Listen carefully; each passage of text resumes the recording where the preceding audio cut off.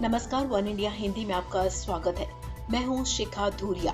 बिहार की दूसरे चरण का चुनाव प्रचार का शोर रविवार शाम 5 बजे थम गया। चुनाव प्रचार के अंतिम दिन सभी राजनीतिक पार्टियों ने अपनी पूरी ताकत झोंक दी है।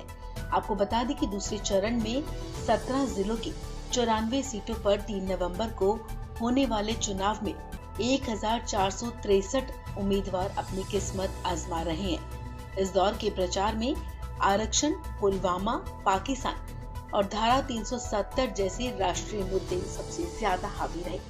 बिहार विधानसभा चुनाव के दूसरे चरण में प्रधानमंत्री नरेंद्र मोदी ने 7 जनसभाओं को संबोधित किया, जबकि कांग्रेस के पूर्व अध्यक्ष राहुल गांधी ने 3 रैलियां की हैं। जेडीयू की तरफ से सीएम नीतीश कुमार ने चुनावी कमान संभाल रखी थी और एक दिन में 3 से 4 रैलियां कर रहे थे।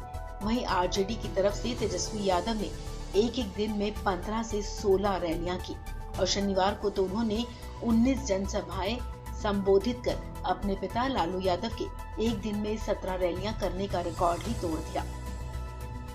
बिहार की राजनीति में आरक्षण एक ऐसा मुद्दा है जिसने 2015 के चुनाव की सियासी तस्वीर बदल दी थी। ऐसे में एक बार फिर दूसरे चरण के चुनाव में नीतीश कुमार ने वाल्मीकि नगर की रैली में आरक्षण का दांव खेला।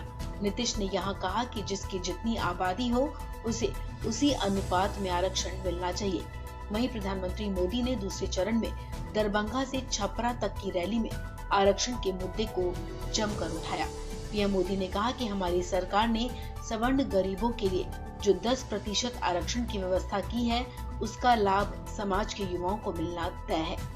प्रधानमंत्री नरेंद्र मोदी ने पुलवामा को लेकर भी बिहार चुनाव प्रचार में विपक्ष पर हमला बोला। उन्होंने कहा कि पुलवामा हमले पर पाकिस्तान के कबूलनामे के बाद अफवाह फैलाने वाले चेहरे बेनकाब हो गए हैं। पीएम ने कहा कि 2-3 दिन पहले पाकिस्तान ने पुलवामा हमले की सच्चाई को स्वीकार किया है। इस सच्चाई ने उन लोगों के चेहरे से नकाब हटा दिया जो हमले के बाद अफवाहें फैला रहे थे।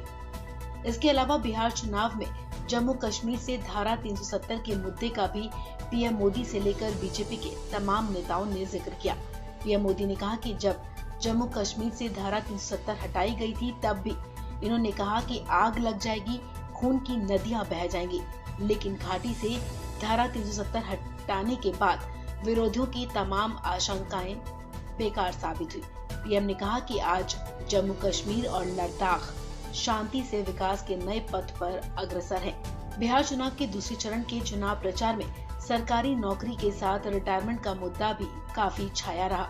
आरजेडी नेता तेजस्वी यादव 10 लाख नौकरी देने के वादे और नीतीश कुमार के 15 साल के कामकाज पर सवाल खड़े कर रहे हैं। इसके अलावा दूसरे चरण में उन्होंने कहा कि नीतीश और बीजेपी की सरकार ने सरकारी कर्मचारियों को 50 साल में रिटायरमेंट देने का फरमान जारी किया है, लेकिन वो खुद 70 साल से ज्यादा हैं। उन्होंने कहा कि हमारी सरकार बनेगी तो 50 साल में रिटायरमेंट के फैसले को खत्म कर देंगे। बिहार के दूसरे चरण के चुनाव प्रचार में कृषि कानूनों का मुद्दा उठाते हुए राहुल गांधी ने पीएम मोदी पर जमकर हमला बोला था। उन्होंने कहा कि आमतौर पर दशहरे पर रावण का पुतला जलाया जाता है, लेकिन पंजाब में इस बार दशहरे पर प्रधानमंत्री नरेंद्र मोदी, अंबानी और अडानी का पुतला जलाया गया। ये दुख की बात है, लेकिन किसान परेशान हैं, ऐसा इसलिए हो रहा है। वहीं आपको बता दें कि बिहार में दूसरे चरण का चुनाव एनडीए और विपक्षी महागठबंधन दोनों के बीच हार जीत के खेल का बड़ा प्लेटफॉर्म साबित हो सकता है, क्योंकि पहले और दूसरे चरण को मिलाकर 2/3 से ज्यादा सीटों पर प्रत्याशियों की किस्मत इस चरण में तय हो जाएगी। चुनाव का तीसरा और अंतिम चरण तो सिर्फ संख्या के फर्क को घटाने बढ़ाने की औपचारिकता पर रह जाएगी। इस खबर में फिलहाल इतना ही। तमाम अपडेट्स के लिए आप बने रहिए वन इंडिया हिंदी के साथ।